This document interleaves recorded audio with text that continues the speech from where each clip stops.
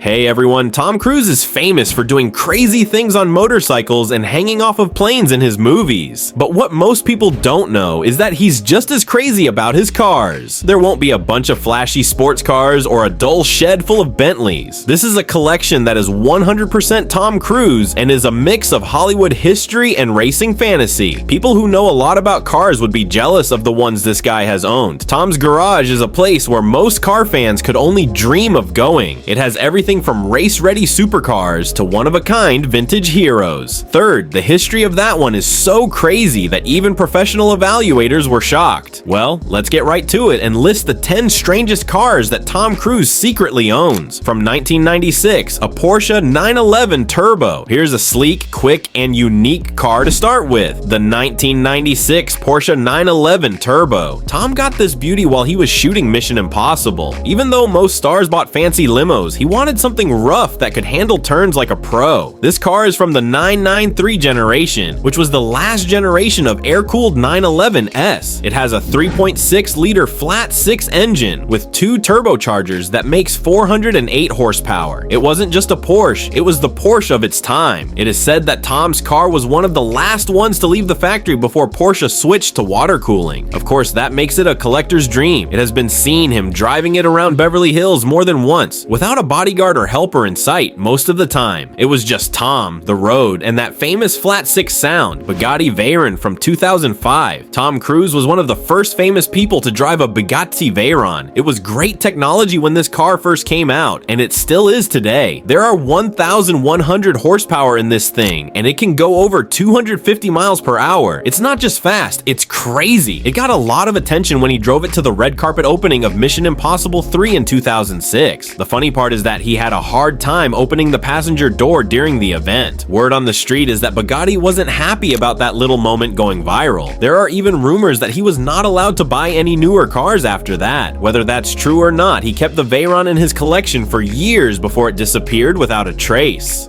Some say it's still being stored and kept secret, while others say it was sold secretly. It said something important either way. Chevy Corvette C1 from 1958. Tom likes old American power cars, and his 1958 Chevy Corvette is proof of that. Not just a weekend cruiser, this was a fully rebuilt Roman red example with white side coves. The numbers all matched. The 58 model is a true icon of the style of the 1950s. Its chrome-heavy front end, quad headlights, and unique interior design make it easy to spot. It came with a 283 cubic inch V8 engine that could be upgraded with fuel injection, which made it much faster back then. It is said that Tom got this one for himself as a present after finishing Rain Man. He even had a plate made just for the movie with its initials on it. The car was seen at Malibu car meets and in a car magazine spread in the 1990s, but not in a big way. It looks very Hollywood, just like the man himself.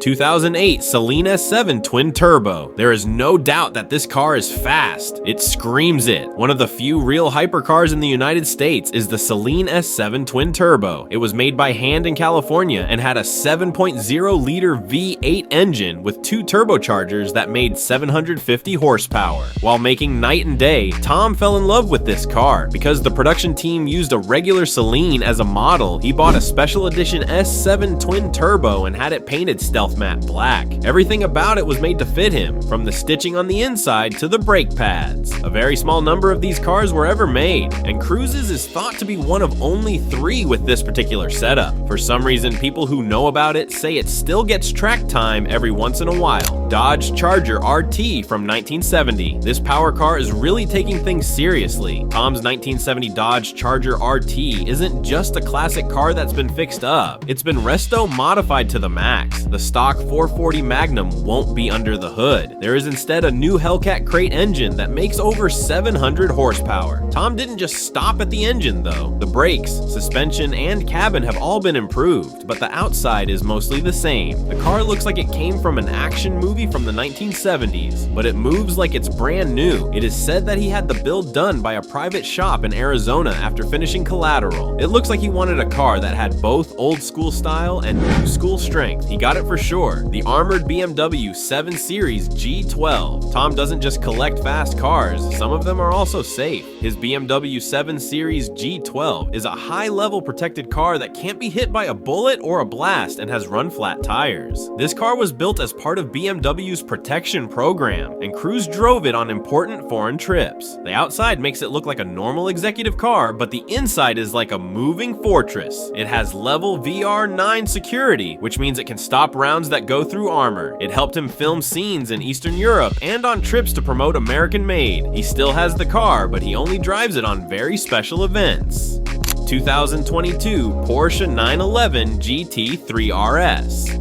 Cruise likes driving with great accuracy, and the 2022 Porsche 911 GT3 RS is the most perfect car for him. It looks like this car was made for track days. It's the most like a racing car that you can drive on the street. It has 518 horsepower, crazy aerodynamics, and a red line of 9,000 RPM. He got this one in early 2023. It was finished in Arctic Gray and came with a lightweight Weissach package that matched. At Willow Springs, he was seen trying it with a professional driving coach. He's said to handle it like a pro. Tom is known for working on fast cars himself, and this one is no different. I can tell he didn't just buy it to look cool because of how it's set up. He bought it to use everything it has to offer.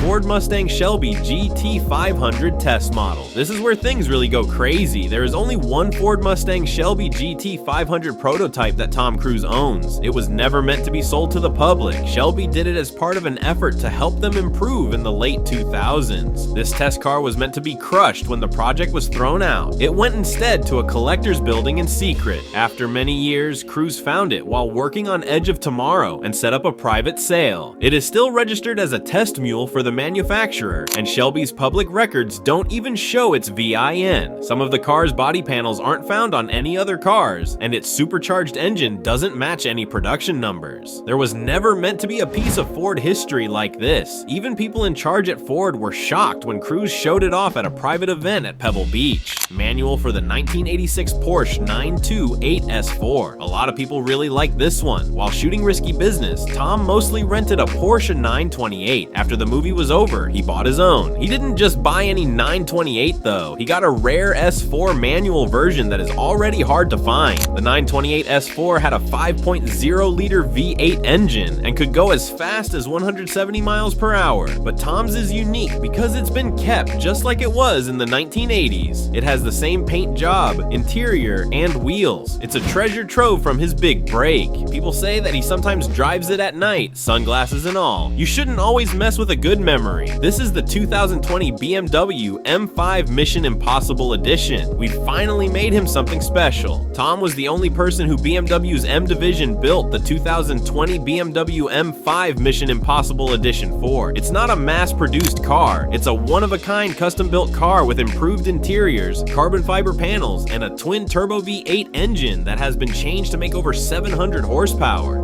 This M5 was used to film Mission Impossible, Fallout, and the production team and BMW later gave it to Cruise as a gift. It even has a plaque under the hood with his name and the logo from the movie on it. There are custom driving modes, hidden compartments, and special electronics in the car that aren't in any retail form. It's 100% Cruise and part spy car, part beast. Tom Cruise has a lot of expensive cars, but they're not just toys. No matter if it's about a movie, a memory, or a lost piece of car history, every car has a story to tell. What makes him stand out is how active he is in every part. Thanks for watching. If you enjoyed this look inside his garage, be sure to like the video, subscribe for more celebrity car content, and turn on the notification bell so you never miss what's next. See you in the next one.